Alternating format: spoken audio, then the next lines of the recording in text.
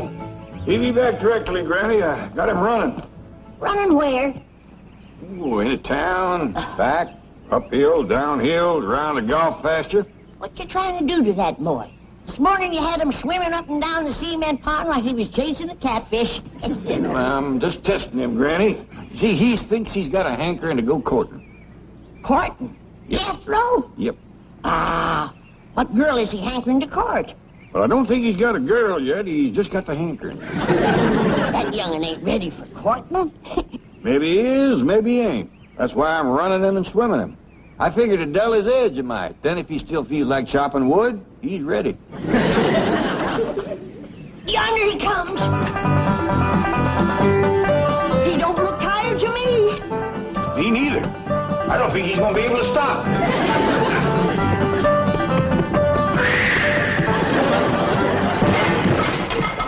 It could have been worse. He could have took out 5-10 foot of wall. I'm sorry I busted this fancy vase, but I reckon I got going too fast. Yeah, I reckon. How far'd you run? Oh, I figure 15, 20 miles. Top speed? Oh, no, sir. I stopped once. Well, there were some fellas digging this here ditch, and they looked right tuckered. So I dug them a block or two a ditch while they rested. But I run extra special fast the rest of the way home to make up for it. We seen you. And heard you. Well, boy, you swum about 5 miles, run 15 to 20, dug a couple blocks of ditch. How you feel about courting right now? Uncle Jed, if they was a pretty girl on the other side of this house, I'd jump clean over it. He's ready. Here you are, Paul. Thank you, Ellie. Now then, Jethro, let's talk about courting. Well, I'm fixing to advise Jethro on courting. Yes, sir. I want to hear the advice, too. Well, advice to girls is liable to be a mite different than advice to boys. Well, different how? You go ask your granny. Yes, sir. Granny? Close that door. What you doing in there? I'm listening. What for? You ain't liable to hear anything you don't already know. I realize that. I'm just checking my memory. You women, folks, you have your talk someplace else. Jethro and me is fixing to talk man to man. Come on, Granny. Let's go talk outside, woman to woman. Then we'll go courting. Ellie Mae, courting's for boys. Girls just sit around and wait. Jed, you sure got your work cut out for you.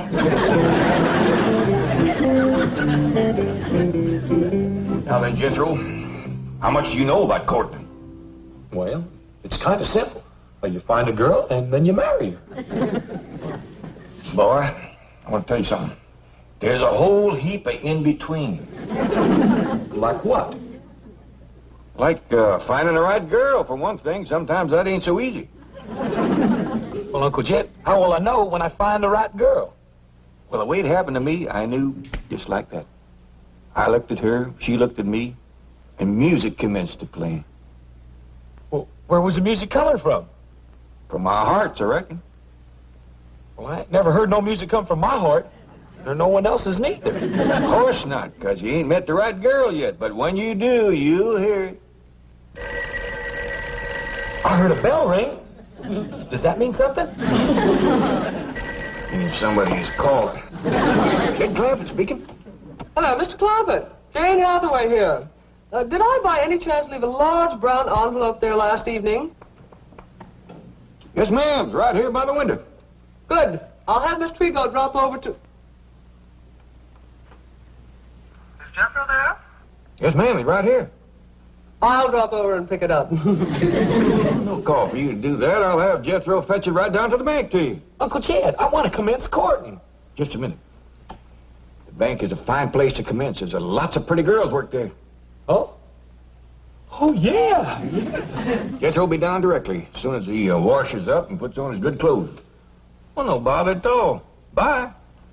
Dicky dog! I'm going to carry this down to the bank, and I'm going to carry me a girl back. Whoa, whoa. It ain't as simple as all that. Even if you should find the right girl, you got to make courting talk first. I do? Why, of course. Well, Uncle Jed, how do you make courting talk? Well, you got to kind of sidle into it. Like you start off with, nice day, ain't it? And then you work around to where it looks like it's going to be a nice night, or a walk, or a drive, or a dance. And, of course, along the way, you got to throw in a couple of, my, ain't you pretties, and get your dandy dancer. We talk like that. I'll catch on now, Uncle Jed. All right, boy, you got enough to get you started. Yes, sir. Some girl is in for a mighty spirited courtship.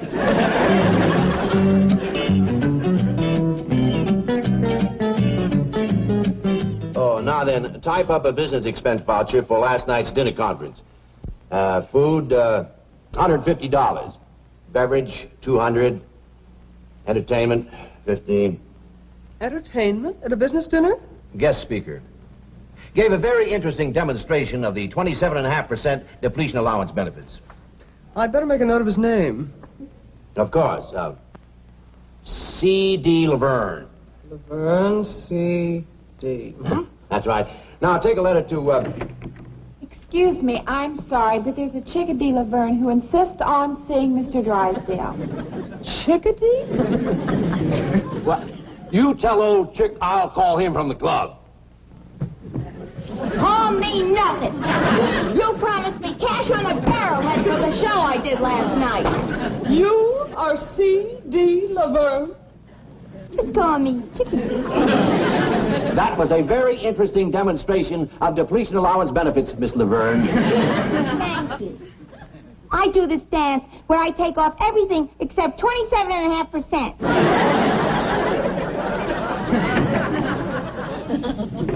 Howdy. Well, howdy to you. You're Jethro, aren't you? Yes, ma'am. You hear any music? No, should I? Well, yeah. I should, too, but I don't, darn it. Well, if you'll wait, I'll hum something for you. What do you say, Chief? Oh, Jethro, how nice to see you. Oh, howdy, Miss Jane. Something wrong? No, just listening for music. What kind of music? What music? Harp music. Try me again, Jethro. Yes, ma'am. Janet, I'd like to speak to you in the pool. Pool? The secretarial pool. Let's go. I shall return, Jethro. Here you are, Chickadee. Oh, thanks, Mr. Drysdale. You know, for your next dinner, you ought to use my specialty act. The one I'm famous for. Mm-hmm. They bring out this great big egg. There's music coming from it. The MC says, "Here's Chickadee." And I pop out of the egg, and I go into my dance. Oh, cute, huh? Try to chase Manhattan Bank. They love big eggs. You don't even have to hire an orchestra. Look, I got this little transistor radio. See? Watch. I tuck it in here. That's very interesting. Don't call us, we'll call you. Of course, for my specialty, I have to charge a little more. Those big eggs cost a lot of money. I'll keep you in mind. Hi. Hi. I hear it. I hear the music just like Uncle Jed said I would. Uncle Jed? Yeah, he said that I know you was the one just as soon as I heard the music. Oh, he caught my egg. Come on, let's go. Wait a minute, don't rush me. Oh, I forgot. It's a nice day, ain't it? I mean, it's going to be a nice night for a stroll, a drive, or a dance. I mean, you sure are pretty. And I bet you're a dandy dancer and lots of sweet talk like that. Come on, let's go.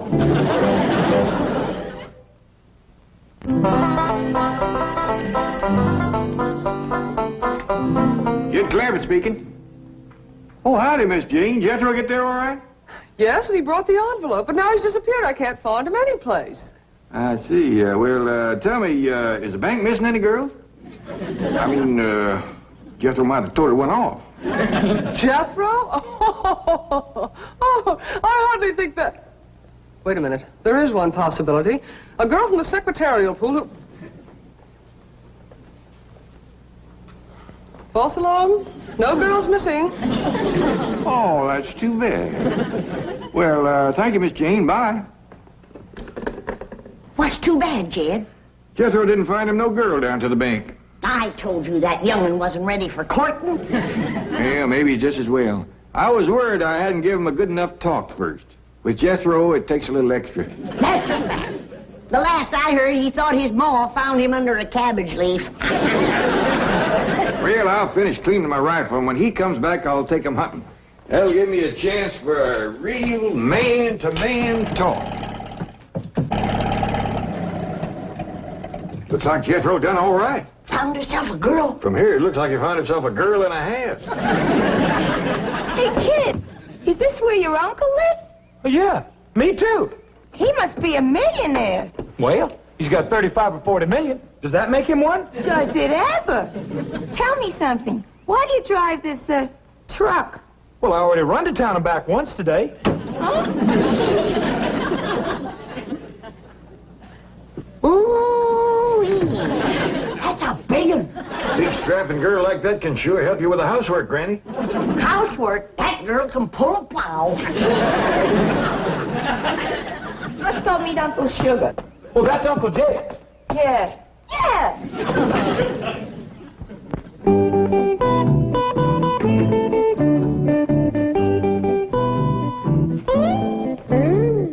Gee, I finally made it. A private engagement in a big Beverly Hills mansion. Oh, hey, hold on. You're not engaged yet. That's right. Where's your uncle? Hey, Uncle Jed, I done found her. Come see. Here she is. Well, Jethro, stop your beller and Louisa coming. Here she is. I heard the music, just like you said I would, Uncle Jed. The girl, the one and only, Miss, I don't know your name. Laverne. Chickadee Laverne. Howdy there, Miss Laverne, Chickadee Laverne. This here is Granny. Howdy. Howdy. You people live here? You own this mansion? Yes, ma'am. They found oil on our place back home, so we moved out here. Oh, you're one of those oil millionaires. I played all over Oklahoma and Texas. You don't say. Well, this here's my daughter, Ellie Mae. Howdy. Honey, I don't want to worry you, but your fur piece is moving. The dearest possum. Ellie Mae, take them critters outside. I told you again and again, the house is no place for them. Yes, sir, Paul. Well, when's the engagement? Tonight? Tomorrow night? I'm ready. Me too. Now, maybe we better get better acquainted before we start talking engagement. Why don't we all sashay out to the kitchen? Oh, come on, Miss Chickadee. I'll take you. Well, what do you women folk think of her? Well, don't you think she's a little bit too old to marry up with Jethro, Pop? Of course she is. That kind of worried me, too, especially her talking about playing all over Oklahoma and Texas. Take a heap of years just to do that. She's about the right age for you, Jed. Granny. Yeah, why don't you marry up with her, Paul? Then I could have me a mom. Hush that kind of talk to both of you. She's Jethro's woman. He found her. According to what he told me, it was true love, too. He heard their hearts making music and everything. I still say she's too old for Jethro. Well, you can't tell about city women, Granny. I've seen old ones that look young and young ones that look old. Well, I'll just go and ask her how old she is. Now, wait, Ellie. If we're going to find out Miss Chickadee's age, we got to do it in a kind of roundabout way. I don't want her embarrassed now. You leave it to me, Jed. Come on. What a kitchen. Oh, yes, ma'am. This here is my favorite room in the whole house, because this is where Granny keeps the victuals. Do you like to eat victuals? I don't know. I don't believe I've ever eaten any. Well, Miss Laverne, Chickadee Laverne, how are you and Jethro getting along? Oh, just call me Chickadee. I love this mansion. And this kitchen is the end. Oh, no, there's a lot more out back. Ain't that right, Granny? Speaking of that, how old are you? What? Granny, that ain't hardly what I'd call roundabout. Excuse her, ma'am. Oh, that's all right. By the way, I don't want to rush you, but I'm ready to work anytime. It's going to be a thrill working in this beautiful mansion. You hear that, Granny?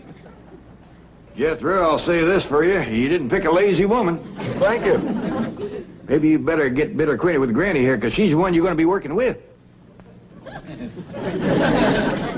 You got to be kidding. Huh?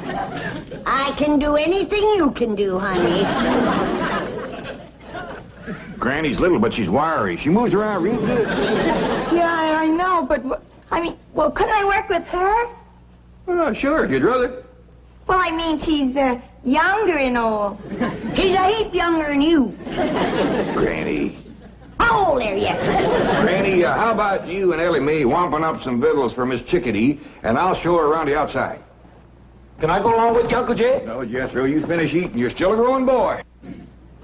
You're kidding. Well, can I come along and show her my critters? Well, we can do that later, Ellie Mae. Right now, Miss Chickadee and me got a little talking to do.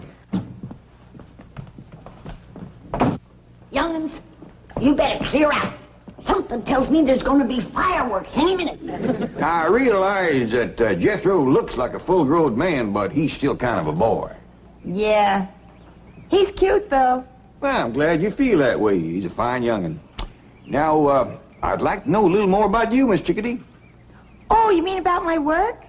Yeah, everything. Just everything right from the start. Well, I got my start in burlesque, New York. Sounds like a nice place. About how long ago was that? You don't have to be exact. I'm just trying to get a notion. Oh, about 18, 19 years ago. Is that a fact? That's when I first broke out of the egg.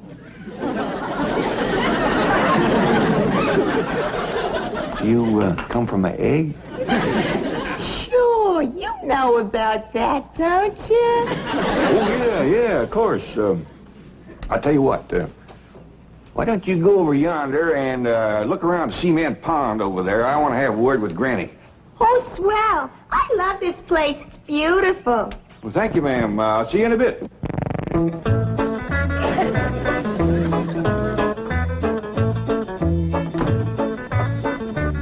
You know, Granny, maybe Miss Chickadee ain't the right woman for Jethro. Of course she ain't.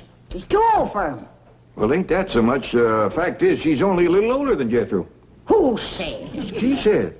She told me she was born 18, 19 years ago in a town named of Burlesque, New York. Hogwash. She ain't no 18 or 19. Well, whether she is or whether she ain't, there is a bigger problem. What's that? Well, what with Jethro thinking he was found under a cabbage leaf, and her thinking she come from an egg, I just don't see much future for them two.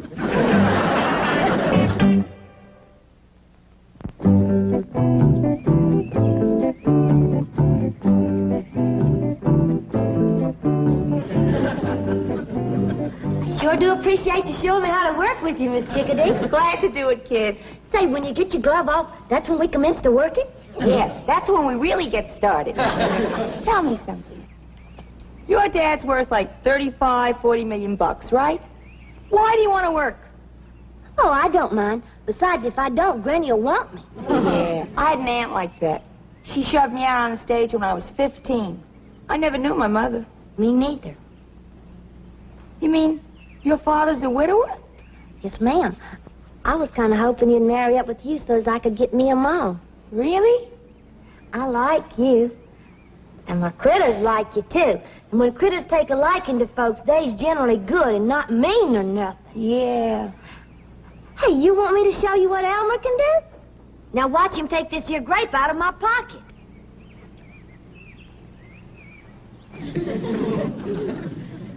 Say, he sure is clever with those little hands. Could he untie a bow? Sure he could. Elmer, you and I may be working together. Duke, according to what I've been told, 1 year of your life is the same as 7 years with human folks. That ought to put you close to 100 years old.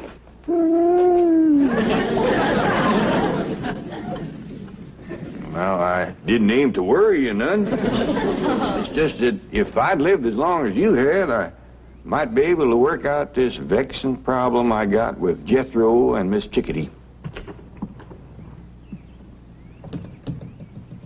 Well, if this ain't a fine howdy-do. You sit there a-whittling like you ain't got a care in the world, when your own kin is fixing to marry up with a woman old enough to be his ma. I'm studying on the problem, Granny. Well, you better study fast, 'cause as soon as Jethro is done eating, he's gonna want to commence courting.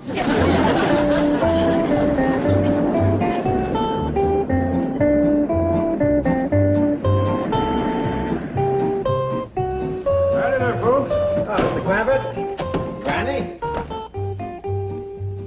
Mr. Clampett, I'm sorry to trouble you, but I need one more signature. No trouble at all. Not compared to the trouble we got with Jethro. Now, Granny. Oh, hasn't he arrived home yet?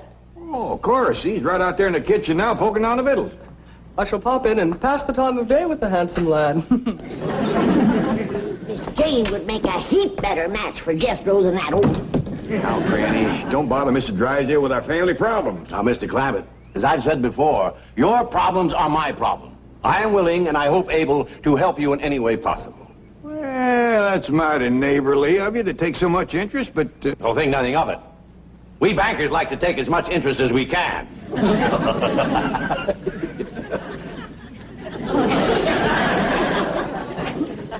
I was making a joke. Interest, banker. I suppose you might call that an inside joke. Oh, well, come on inside and tell it. We ain't got no time for jokes. Jethro is a-heading to the altar with the wrong woman. What's this? Now, Granny, Mr. Drysdale got a bank to run. Precisely why I'm interested in your problems. Now, tell me more. Well, you see, Jethro is in love with this girl. Girl. Yeah, Miss Chickadee does look a mite old for her years. Did you say Chickadee? Yes, sir, Miss Laverne, Chickadee Laverne. Where did Jethro meet her? Down by your bank, I think. Mr. Clampett, that girl is a stripper. What's a stripper? Someone who takes off their clothes.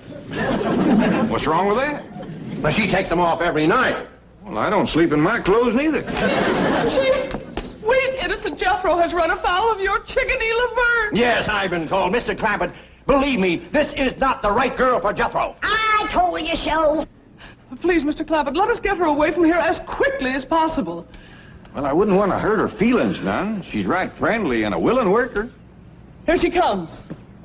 Hold on, I reckon it's my duty to talk to her first. Miss Chickadee, about the wedding. Oh, that's going to have to wait, Uncle Sugar. I got this great new act that's going to make me the sensation of show business. Now, you watch.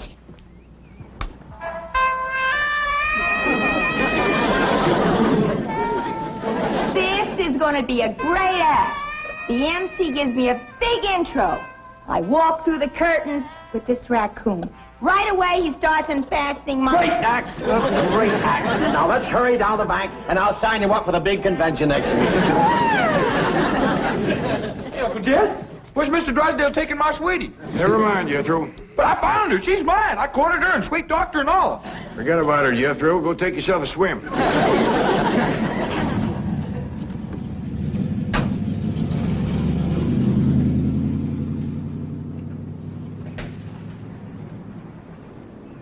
Well, we got shed of her. That's a blessing. More of a blessing than you know, Granny. I was falling in love with her. No. Yep. I looked at her, she looked at me, and music commenced to play. My age, too.